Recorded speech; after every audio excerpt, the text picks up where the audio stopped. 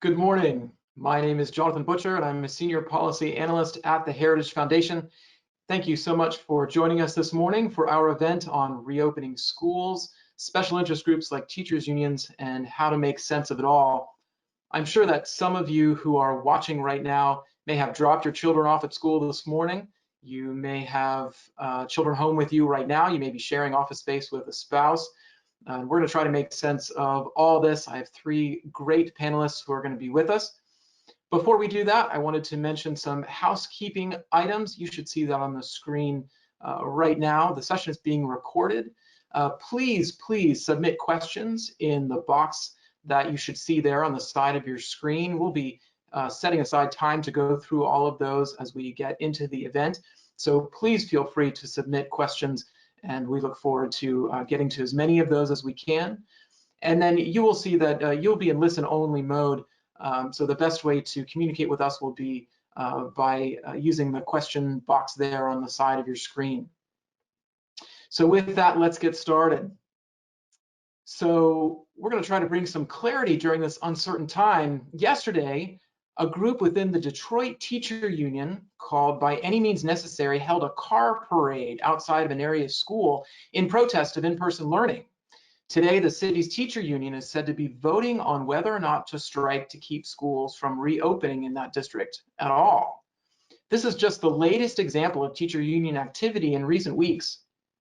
At the end of July, the American Federation for Teachers endorsed what were so-called safety strikes, which was followed just days later by union protests in cities like Los Angeles, Chicago, Milwaukee, and others. Now, some of these cities have already decided that schools will not be opening in person, and yet the protests were held anyway to show that these unions have something else in mind. Now, to complicate these matters even more, the special interest groups are making these reopening demands at the same time that they're calling for the defunding of police, paying off of individual mortgages, all things that are a clear sign of some political opportunism. So how are parents to navigate all this? And what does this mean for your local school and what will be happening in the next few weeks? I'm so pleased to be joined today by three former teachers who are all leaders right now in the efforts to give every child the chance to succeed and create better opportunities for teachers. So I'm going to introduce them, and if they could join me here on the screen, I'll say a little bit about them. So first, we have with us Rebecca Friedrichs. She is the founder of 4 Kids and Country. She taught in public schools for nearly 30 years, and her lawsuit, Friedrichs versus California Teachers Association, sought to free teachers from forced unionism and was argued before the US Supreme Court in 2016. I know she'll be saying a little bit about that as we get going. Larry Sand is the president of the nonprofit California Teachers Empowerment Network, a nonpartisan political group dedicated to providing teachers with reliable and balanced information about professional affiliations and positions on educational issues. Larry began his teaching career in New York in 1971, and he retired in 2009. Starlee Coleman is the CEO of the Texas Public Charter Schools Association. She has 20 years experience turning public policy ideas into laws. Prior to her work in Texas, Starlee founded School Forward, a public affairs firm in Washington, D.C. that advances education reform policies. She won the Templeton Freedom Award in 2008 and has also won a Spark Freedom Award. So thank you to all of our panelists, and thanks for being with us this morning. So let's start with a question. Let's get right to it. So what do you think is the best way for school districts to be handling the pandemic right now? It's a broad one. So Rebecca, let's start with you. What do you have to say about this? Well, I think school districts need to listen to the parents in their local communities and the true, good, loving educators in their local communities. They do not need to listen to the activists that the unions have planted into our schools as quote unquote teachers. So I think local control, it's real simple. Big government out, parents and local teachers in. Great. Larry, what do you have to say about that? Well, just piggybacking on what Rebecca said, originating in the Catholic Church, subsidiarity is an organizing principle that stipulates matters ought to be handled by the smallest, lowest, least centralized competent authority. And our time's the most definitely screaming for this. Perfect example in California, Governor Newsom shut down 80% of schools. The 2.5 million kids are going to be sitting at home. Why not leave this decision up to the individual school? It's parents, teachers, administration. In any given school, they're going to be parents who are afraid. Some parents are afraid to send their kids to school. Some teachers are afraid to go to school. Let those parents let those kids and those teachers work online. Let everybody else go back to school. We do not need a one-size-fits-all answer to this problem.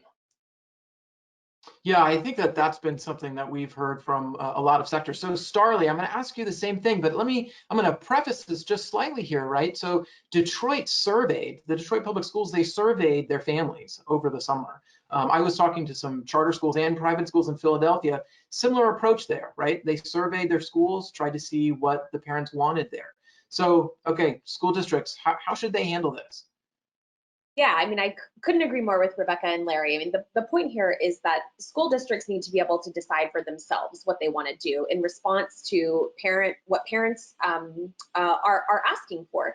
And look, in a state like Texas and in a state like California and others, right, that we're so huge that what's happening locally on the ground from community to community regarding the virus spread is completely different, right? There are parts of Texas that have 0 to very few infections, and that's different than Austin, where I live, right, where we definitely saw a surge over the summer. So the response is going to be different.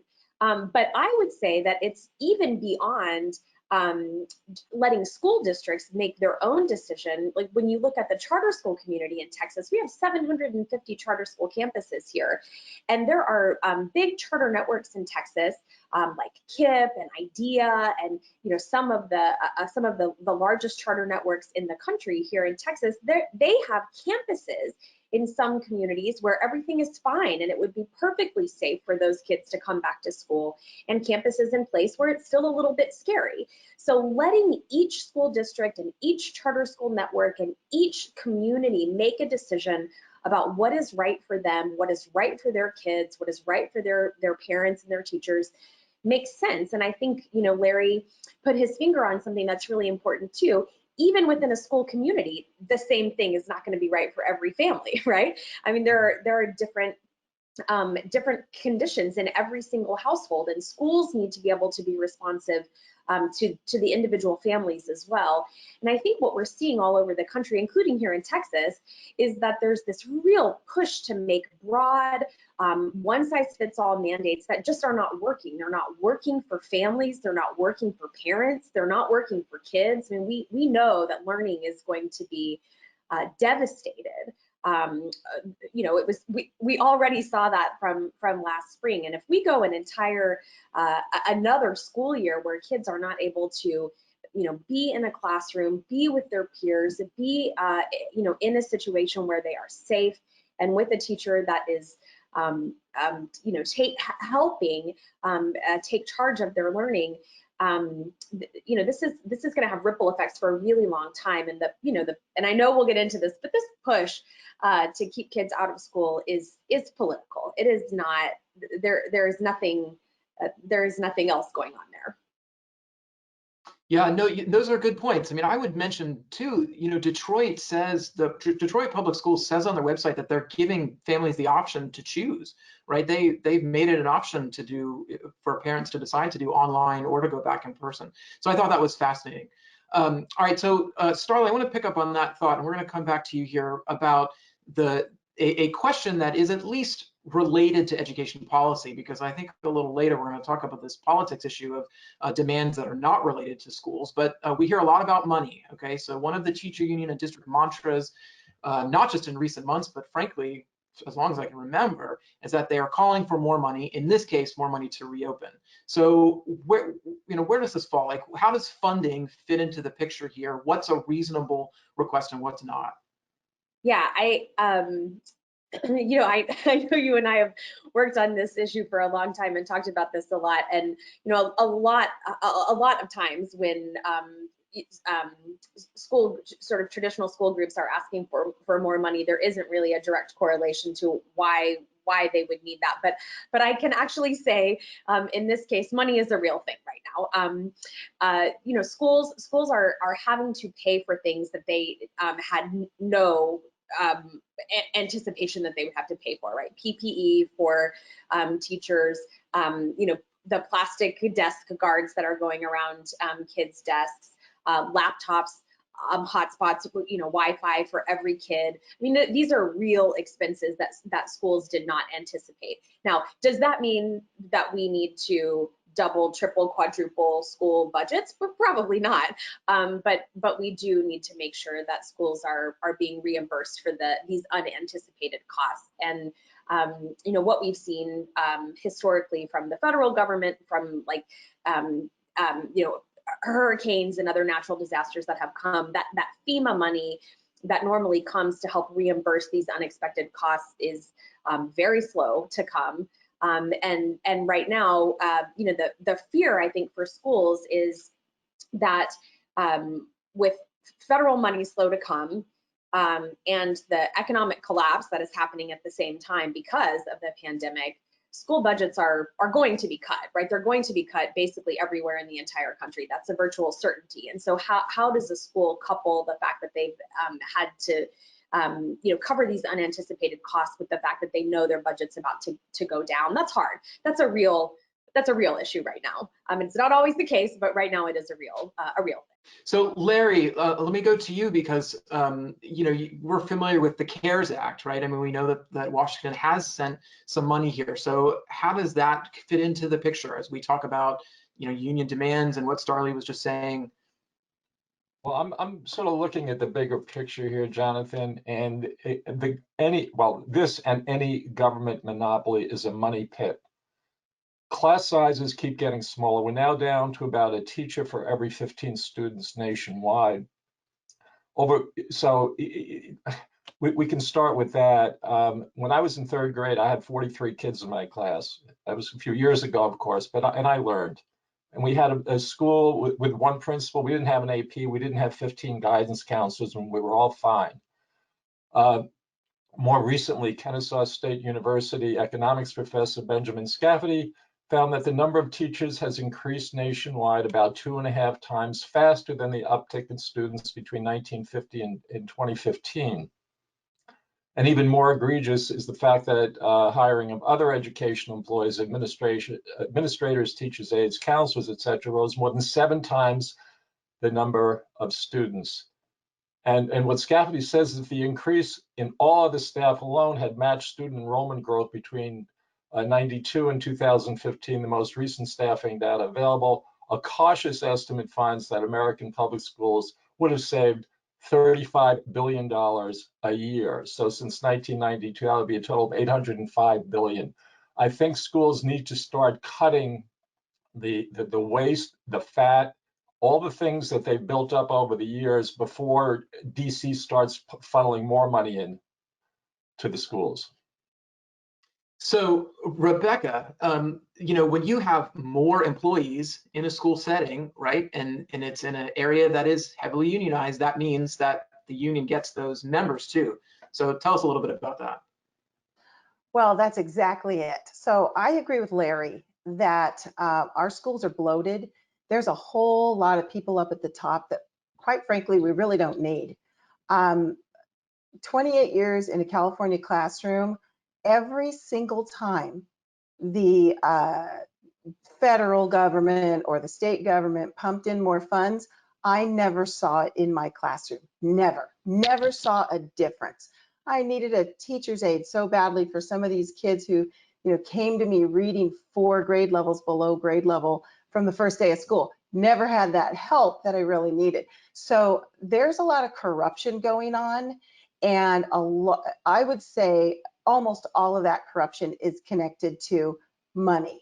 So Jonathan, repeat the angle you wanted me to take on this question. I just forgot exactly what you asked. Well, sure. I mean, the big question here was about what does the call for more money mean right now, and particularly from unions that have made the same call before, right? I mean, this isn't new that unions have called for more spending per student. Yeah. And so, you know, now we're hearing it again. I guess there's a bit of a feel here that okay, like Starley was saying, when you talk to real schools, there are real problems out there, but how do we sort of rectify this with a constant demand for spending? You know what I mean? Like, how much of this is Yeah.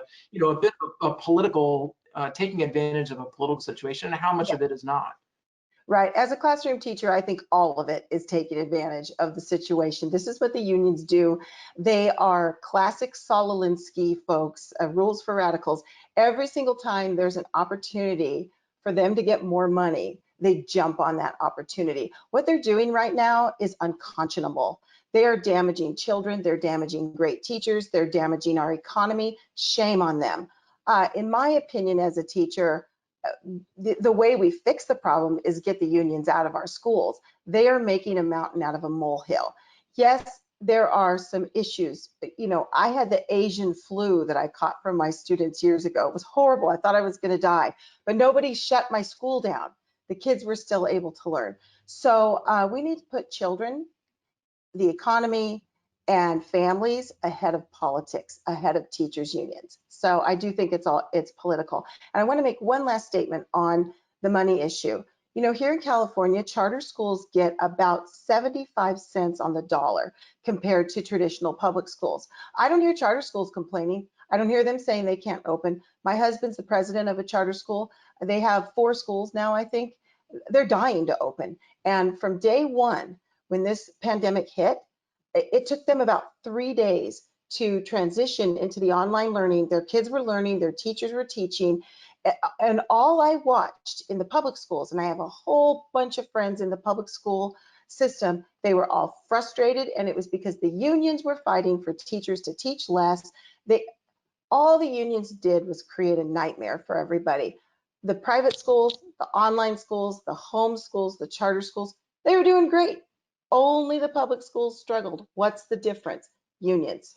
Yeah, I mean, I think that's a nice kind of segue onto the charter school topic, which I think Starley's probably itching to talk about. So let's do this. So Starley, say a word about how the schools in your network sort of adapted here, and then I want to go back to Rebecca and Larry. But say a word about what charter schools did. Yeah, Rebecca, you're right on. The charter schools in Texas, I was stunned, amazed, and blown away by how quickly they were able to make this transition in March. About 330,000 kids go to charter schools in Texas.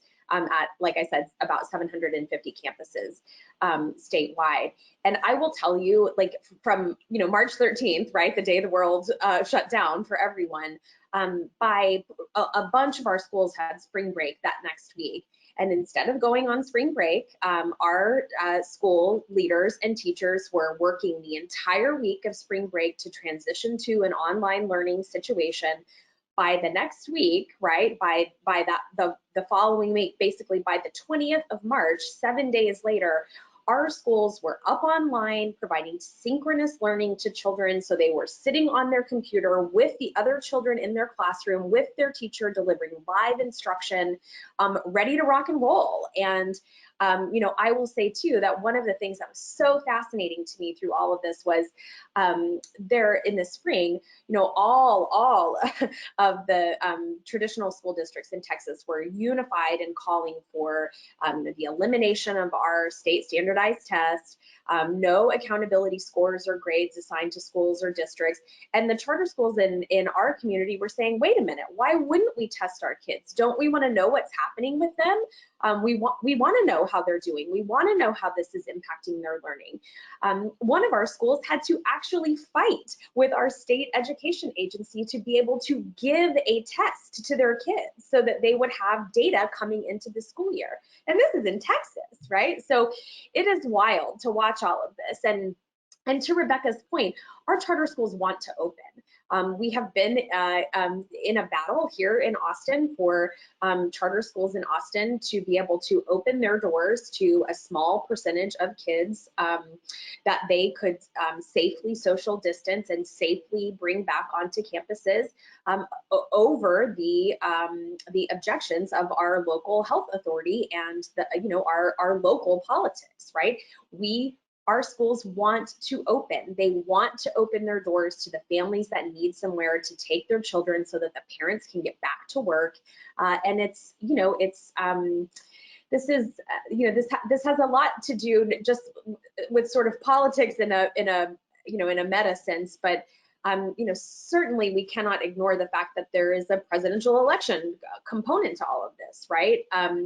In blue cities, there's a lot of pressure, I think, on Democratic elected officials to defy what Trump is asking for, even if it's a non-political situation for school leaders. I mean, the vast majority of charter school leaders in Texas and elsewhere around the country, and certainly here in Austin, are progressives, and they want to open their doors to serve vulnerable children, and the government won't let them.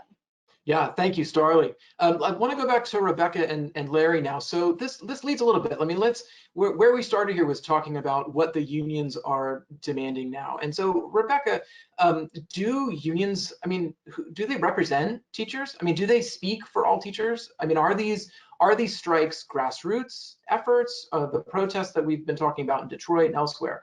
And so, I mean, how much of this is sort of grassroots? How much of this is not? I mean, are they speaking for all teachers? They are absolutely not speaking for good teachers. They are not speaking for all teachers. The only people unions speak for are the unions. And so the unions have, over the last several decades, actually handpicked people that they said, hey, you'd be a good teacher because you stand for our agenda. And they've actually placed these people into our schools across the country. So there are activist teachers out there. The unions speak for them. But real teachers like myself, real teachers like Larry and Starlee, the teachers I taught with for decades who have dedicated their lives to children, the unions not only do not speak for us, they're destroying us. They're destroying our profession. They are damaging our students. They're damaging our country. They are anti-American. They are totalitarian. They're literally pushing a Marxist agenda, claiming that they are representing teachers, and they are not. So you asked if it's grassroots. So I want to tell a little story. I have a teacher friend in Arizona. Her name is Catherine Barrett. She allows me to tell her story. I met Catherine because I came to her town to speak, and she was starting to figure out that something was wrong with these unions. She had stepped up and she was told that, oh, we can help improve your work environment and improve pay. And in her neighborhood, pay wasn't very good for teachers. And I don't want people to misunderstand. I know teachers making $120,000 a year. Don't believe that all teachers are not well paid. The ones that are not well paid are because of the union pay scale. That's a different conversation. But Catherine Barrett was on the lower part of the pay scale. She was new. So she was getting in there and fighting for better pay and all this. So she stepped up as a volunteer with the union.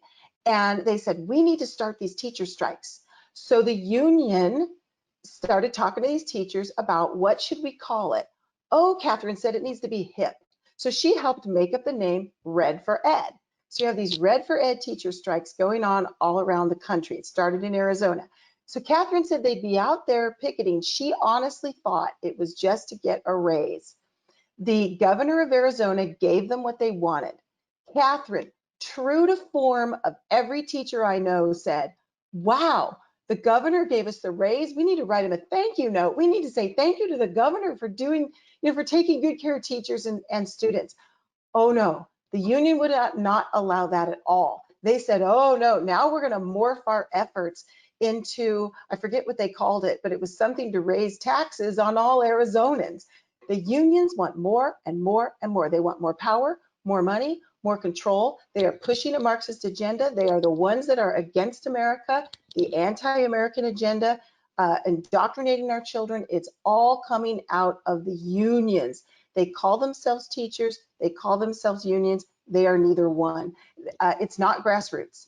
It's a political entity, a frightening political ideology that is using teachers and using unions to push an agenda. So Larry, when we were talking prior to the event, you mentioned, I think, the LA union, and you wanted to say something specific about what's going on there. And so how, what is that, what have you seen there out of California, in particular out of LA, with what can I just comment on one thing that Rebecca said first, very briefly? Oh, of course. Yeah, I agree with everything she said, but there's a big but here. And the thing is that due to the Janus decision a couple of years ago, teachers do not have to pay a union anymore as a condition of employment. So if any teachers are unhappy, they need to go to the union and say, look, you're not really representing me. I don't like what you're doing. And if you keep doing it, I'm going to stop funding you. If enough teachers did this, the unions would either have to change or be out of money, or have a lot less money, I should say. Anyway, yeah, the UTLA, in the spirit of never letting a good pandemic go to waste, the United Teachers of Los Angeles came out with a ridiculous document. It was really a manifesto, and they said they wanted a federal bailout before they reopened. They wanted Medicare for all. They wanted to fully fund Title I, as if there isn't enough wasted money in Title I. I used to be a Title I coordinator. I know there's tons of wasted money there.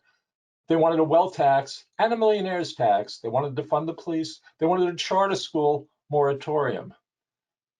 And we have a new leader here, Cecily Myers Cruz, who I believe it was August 13th. It was actually a national day of resistance. And she went on a screed, which is just mind-boggling. And she ended with a statement that said, as it stands, the only people who guarantee to benefit from the premature physical reopening of schools amidst a rapidly accelerating pandemic are billionaires and the politicians they've purchased. I about fell out of my chair when I read that and heard it. Billionaires want the schools to stay open. Why? Billionaires don't send their kids to public schools. They send their kids to Tony private schools. So and it goes back to what Rebecca was talking about. These are political entities. The LA Teachers Union is run by Marxists, plain and simple. It's hardly a surprise that they supported socialist Bernie Sanders for president when, obviously before Biden was picked, the unions were picking their people across the country, and UTLA picked Mr. Sanders, obviously a Democratic, in quotes, socialist. So they're making hay. They're trying to make a hay out of this, as are other unions, but UTLA is a glaring example. So, Starlee, I want to go to you here because we have some questions coming in from the audience, and so I think one of these is a good time for this. So, those that are watching, please submit more questions. I'm gonna start with one right now, and then we're gonna keep going through them. So, please contribute here because we want to be able to talk about some of these tough issues, especially from the perspective of those watching. All right, so I have a question here that says, okay, some of this is widely known. So what are we going to do about it? So Starlee, talk to me about charter schools in Texas, charter schools nationally, charter schools as what they mean for alternatives for students, for parents, for teachers, and how that fits into a part of a solution. Yeah. Well, I think this time, right, that we've all experienced over the last 6 months has shown parents a lot about school, right? It's shown parents a lot about what is actually happening in their children's school, what they're learning or not learning, how their teachers interact with them, and it's shown a whole lot of parents that they that they should be thinking more about what kind of environment they're putting their children in. And I think that's one of the reasons why we're seeing such a surge across the sort of income spectrum, not just with upper middle class parents, but middle class parents and working class parents, and creating these sort of pandemic pods, right? Because people are saying, wait a minute, I need my kid to be in a place where they can learn every day. And if our school system can't handle that, I am going to find a workaround to make sure that my child is getting what they need. And I think, this is going to be a really interesting shift. I think this is just going to be a permanent shift in the way that people think about their expectations of the school system and the responsiveness that they want to see from the school system. And that's one of the hallmarks of charter schools, right? I mean, that's what we're built to do. We're built to be on a smaller scale, responsive to kids and families in a way that, big, massive school districts are just not built to be, right? That is who we are. We are built for kids. We are built for entrepreneurial educators to come in and say, you know, I think there's a better way for us to do this, whether that's I think there's a better way to teach math, or I think there's a better way for us to organize our school day, or whatever it is, right? So charter schools, you know, are complements in a lot of ways to the traditional school system. I mean, I think we do need to be honest with ourselves. Like, charter schools are not a replacement strategy for school districts. You know, that's not what's happening, right? We've seen that over the last 25 years that charter schools have been open around the country.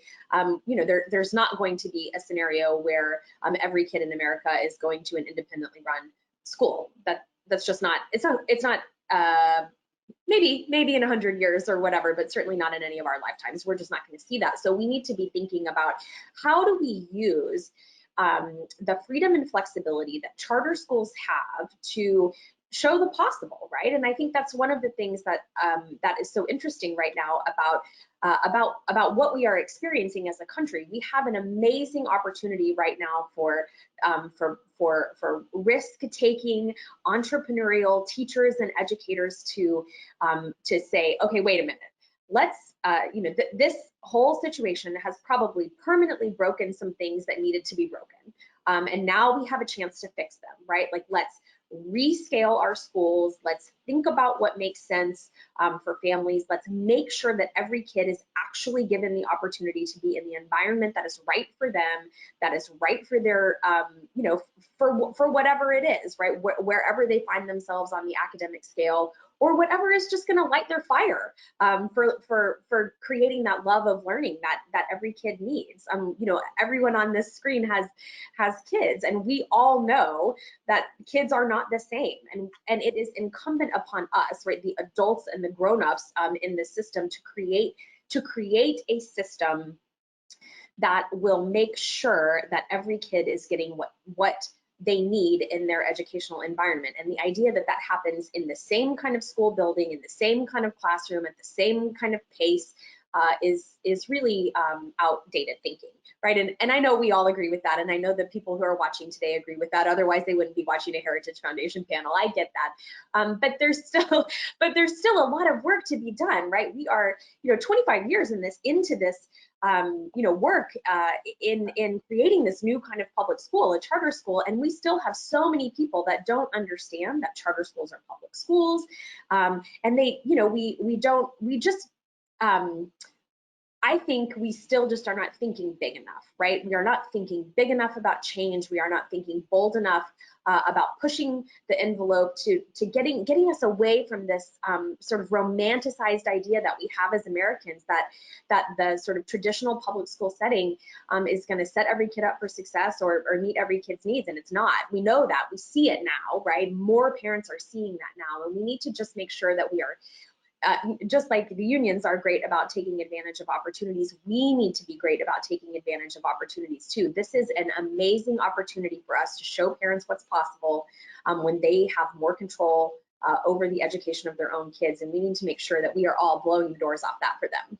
Yeah, those are good comments. And I want to go to Rebecca with this next question. Before I do that, I have a comment here that says, I'd love to create a pandemic pod. I have no idea how to do that. If our Heritage team who's helping us with this event, I know that they're sending some messages to groups in the audience. If it'd be possible to send a link to the event that was hosted by Lindsay Burke just recently about how to create a pandemic pod. We'll make that available to you, and you'll be able to see there.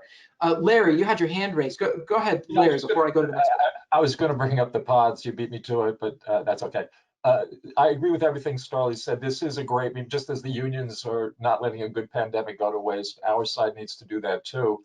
And just for people who don't know, pandemic pods are small groups of children, a few families get together and teach each other's kids. And a family has a little bit of money, they can go out and hire either a teacher or a tutor to help this process. And it is exploding. There's a lot of Facebook groups, with you know, a lot of resources there for parents, and there's apparently a page for teachers who want to get involved. And this is obviously comes out of a crisis. This is something, you know, I guess we could call creative destruction. And the public schools are not being helped. This whole thing, the unions think they're so smart, but this is going to backfire on them. A recent poll by, it wasn't Rasmussen, anyway, showed that 76% of parents either want children in school full-time or either part-time. 76%. The unions want no kids in school, period. This is a clash, and this is going to come back to bite the unions.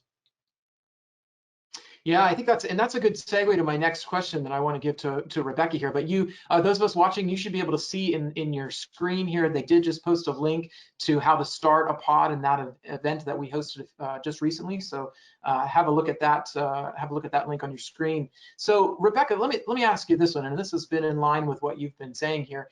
Do you think that unions have overplayed their hands here a little bit? Do you think that they have gone beyond what parents and policymakers are kind of expecting, right, and need right now? And I would say, just specifically, some of these demands related to defunding police and paying off mortgages, which was on the Day of Resistance's site. I mean, look, you can even take the policies themselves aside, but just say, like, why are teachers unions adding this to something? I mean, parents right now, they need some clarity. They need clarity, and school leaders need clarity and help here to do what's best for those who can't help themselves, right? And students and children. So Rebecca, have unions overplayed their hand here? They have.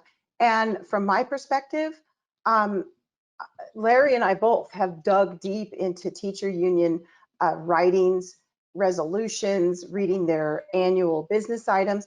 They've been pushing this agenda for decades, everyone, decades. And we've been blowing the whistle, and hardly anybody knew what was going on. We just couldn't get our voices out loud enough, since the unions also control most of the media. So thank God they're overplaying their hand, because finally the average American is seeing the truth. I mentioned earlier, these are not really teachers and they are not really unions, but what they did was they hide behind, look, if I was the devil and I wanted to destroy the world, what would I hide behind? Sweet faces. So they came, these Marxists came, and they hid behind sweet teacher faces and our wonderful profession that everyone used to respect and adore, and they hid behind precious little children, and they're destroying us. So finally, the American people can see the truth that we've been trying to expose for a really long time, that they are not really teachers and they are not really unions. I can't think of anything better happening, that they've been overplaying their hand for a really long time, but they've finally done it loud enough that everyone's seeing what's going on. And hey, if I could, I'd like to address, you asked earlier, there was a question from the audience about solutions. What can we do? Can I take a second to address that? Okay, so yes, a few please. things. Thank you. A few things I'd like to suggest. On our website, it's called forkidsandcountry.org. There's actually a menu item people can click called Teacher Freedoms and Protection. They can go there and teachers can learn what Larry said, how to opt out. We lead them to all the help they need, even lawyers, so that they can opt out. We have a sample letter for them. We answer their frequently asked questions because they're terrified. So we have a toolkit for teachers, so they can go there and do that. I ask everyone who cares, everyone who's on this webinar, to adopt a teacher. You know a teacher out there who's a loving, good person, adopt that teacher. They don't know all the information you know. Someone said this is widely known. It's widely known for some of us, but you would be surprised that teachers have no idea. Most of them do not realize that the union is the problem. So we also have a little menu item called Adopt a Teacher. It teaches you how to do that. It takes about 3 minutes. And then further down the road, some of the things we're pushing for through our organization is, we believe that as long as the unions are in our schools, because they are so corrupt, we're never going to fix any of these problems. They will always undermine us. So we have to get the unions out. We're hoping that hordes and hordes of parents will pull their kids out of the public schools. And our schools were never meant to be quote unquote public. That was something the unions and their friends morphed our schools into.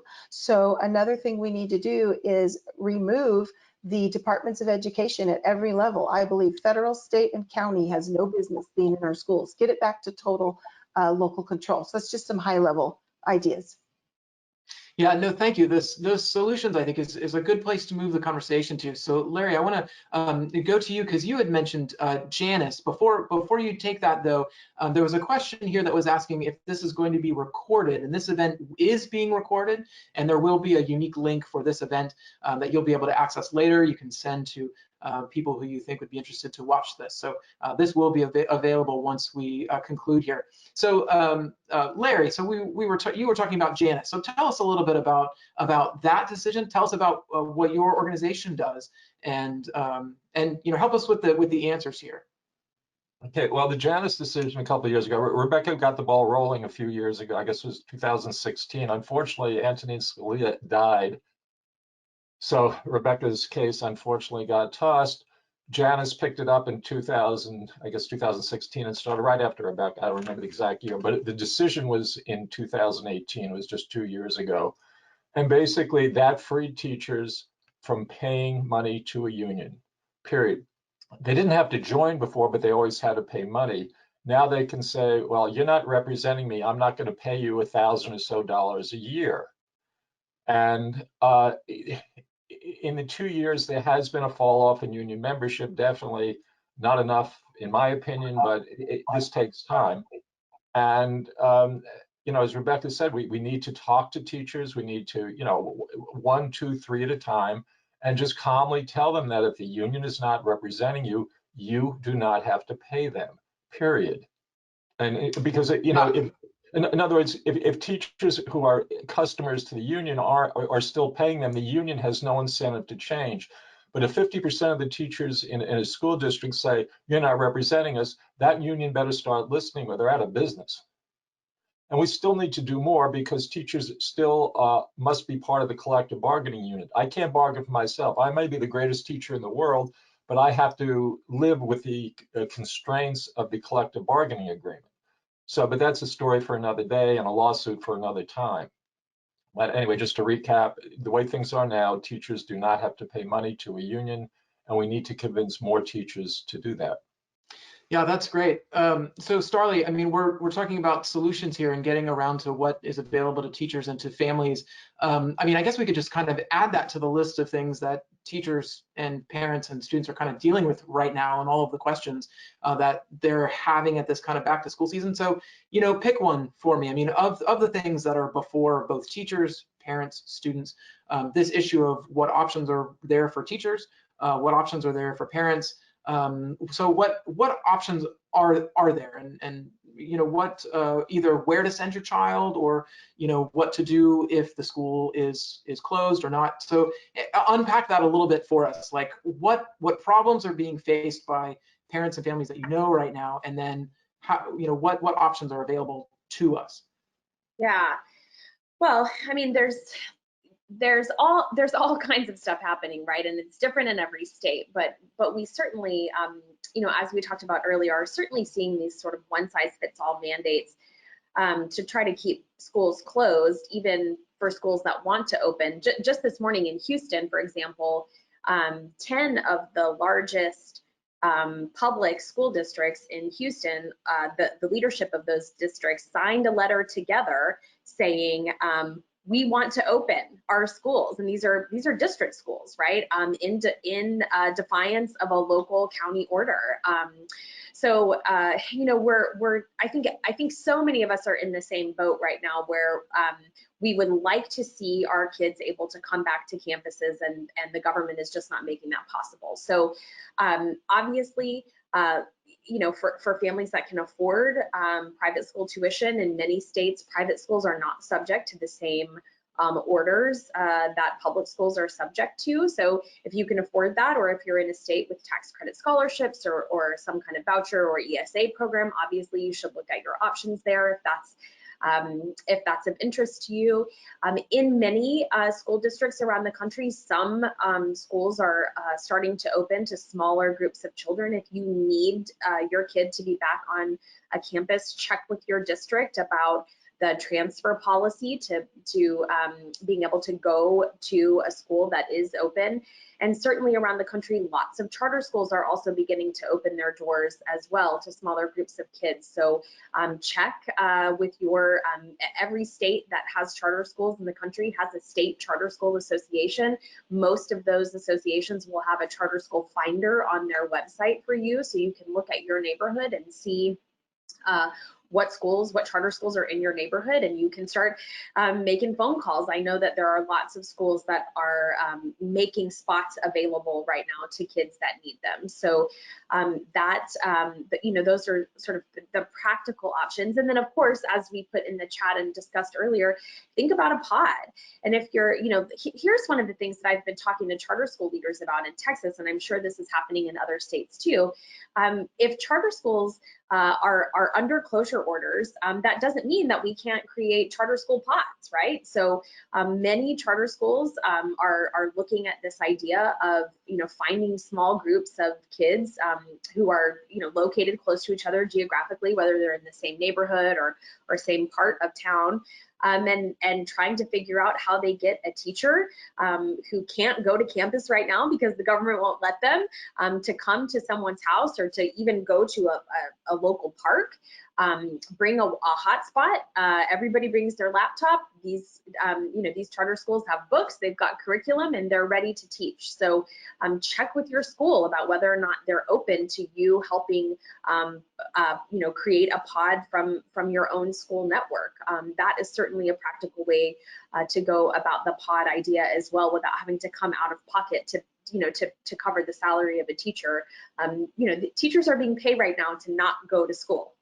So when we can take advantage of the fact that there are teachers that want to be with kids and are ready to be with children now, let's get them with small groups of kids so that these kids are not losing another year of school. Yeah, I like that. That's I think a good tip for those who are watching and interested to help parents. All right, we have just a few minutes left. I'm going to go through a couple of. We're going to try to do this kind of in a rapid fire way so we can get through some questions from the audience specifically here. So let's move.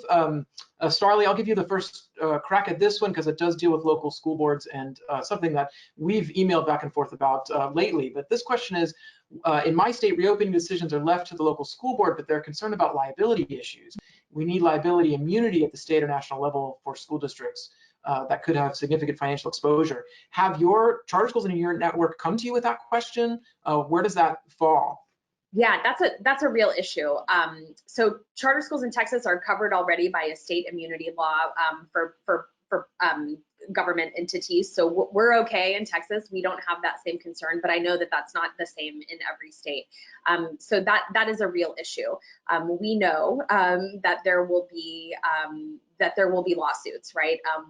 As soon as a teacher gets sick from a kid, and look, I mean, we have to be honest about this. Like it is unlikely that we will go the entire school year anywhere in the country where a teacher doesn't get sick and die from COVID, right? That's likely to happen somewhere.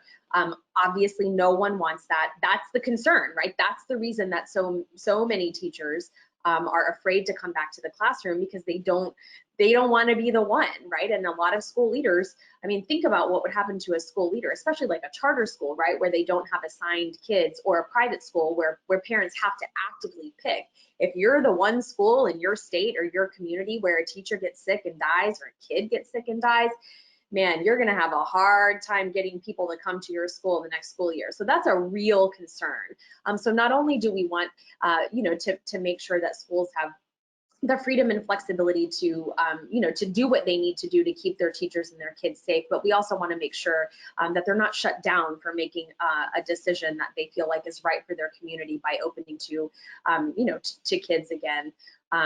One of the things, of course, that's going to be really important for schools is, in addition to working on the liability stuff, and that's probably being handled in most states. Like lawmakers are thinking about this. They know that this is a real issue, not only for private schools and charter schools, but for regular assigned district schools as well. Like they need to make sure that schools are protected. But something else that they need to think about, so that school leaders need to think about, is making sure that if a teacher really feels strongly about not coming to campus because of a pre-existing condition or somebody in their household, like teachers really, school leaders really need to be thoughtful about making sure that they're making accommodations for those teachers. That's an important issue. Mhm. Yeah, no, that's good. Larry and Rebecca, I want to ask similar to you with a bit of a twist here. So, I mean, unions, don't they usually provide some sort of protections like this and liability for teachers? I mean, what options do teachers have inside or outside of the union? Larry, can you speak a little bit about that? I'm sorry, you broke up a little bit. You're asking about what kind of protections teachers have or should have.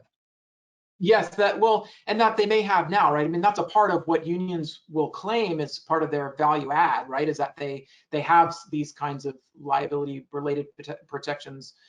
So what other options might a teacher have? Well, I mean, first of all, if teachers don't belong to a union, they can join other organizations like the Association of American Educators, Christian Educators, where they have liability insurance. That said, if a teacher is in their 60s and maybe has lung issues, some kind of pre-existing condition, they should maybe not be in a classroom or just around other people, period.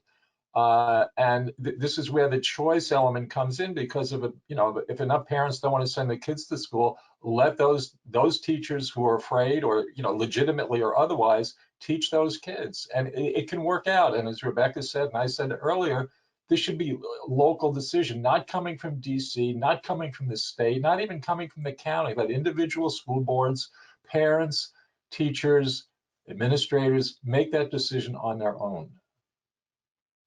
Yeah, Rebecca, I'd like you to speak to this question too. Before you answer real quick, I just want to remind our audience that there is a information sheet. There's a handout in your box there on the side that you can download that has more information about what we're talking about here. So please make use of that, and it'll be available after the event as well. Rebecca, so talk to us a little bit about this issue of liability, and I mean, what kind of options teachers have? So I'm glad I get to address this question, because I'd like the viewers to know that most teachers think, because the unions told them, oh, you're protected from being harassed and from all of these things because the union's going to protect you because you have this liability insurance within the unions. Well, one of the best teachers I know that I worked with for 24, 25 years was fired in 3 days. Why? She did nothing wrong. She was falsely accused. Well, she was accused. She wasn't sued. She was accused. And so the union came to her finally. She sat all day with no support, all day, locked out of her classroom. And the union came and she said, oh, great, you're here to defend me. And they said, oh, what? And oh, no, we only defend you if you get sued. And so because she had been harassed by her administrator and falsely accused, they said, well, if you'll give us another $100,000, we'll defend you. So she lost her job. It was unbelievable. So teachers think they're protected by the union. They're really not. As far as being sued over, some teacher getting COVID or something like that, that really has nothing to do with the liability insurance that's provided through a union. I agree with Larry on that. If you're a teacher and you really feel vulnerable, then you should be one of the ones who, just teaches from home, or you do something different maybe with your life. Devote yourself to an online learning or something like that. Almost every single teacher I know, and this needs to be said, almost every teacher I know wants to go back to the classroom. They are so sick and tired of this. They see it as politics. They are so used to being in the classroom and being exposed to germs as part of being a teacher. And most of them are not afraid, but the union is the one setting the narrative, so they're claiming all the teachers are afraid. The teachers that are not afraid don't have a voice. So now a lot of them really want to go back. So as far as if a teacher leaves a union and needs liability insurance, they can get actually double the liability coverage from individual sources. They can find that on our website too, under that teacher freedom and protection section. And so teachers need not be afraid to leave their union. In fact, they need to be afraid to keep their union. So I hope they find their independence. Yeah, thank you. Larry, did you have something you wanted to add there? I saw you ready to speak as Rebecca was going. Not really. Rebecca really said it all there. I don't really have anything to add. Well, and I know that as I've talked with charter schools, particularly some in Philadelphia and then private schools as well, they're talking about returning in sort of a hybrid format, where they're in person certain days of the week because they feel like being in person at least part of the time is so important. And so they're trying to make that a priority. So I believe that we are out of time. Thank you so much to all of you who have joined us online. Thank you especially to our panelists. I'm so grateful to each of you and for everything that you shared. You can see on your screen there how to contact some of our panelists here, either through Twitter, social media, and elsewhere. Again, this event has been recorded, and so you will be able to watch this in the next couple of days. There'll be a unique link for it. So thank you to everyone. Thank you to our panelists, and we wish everyone the best, especially parents and students as they get back to school this school year. So thank you for joining us.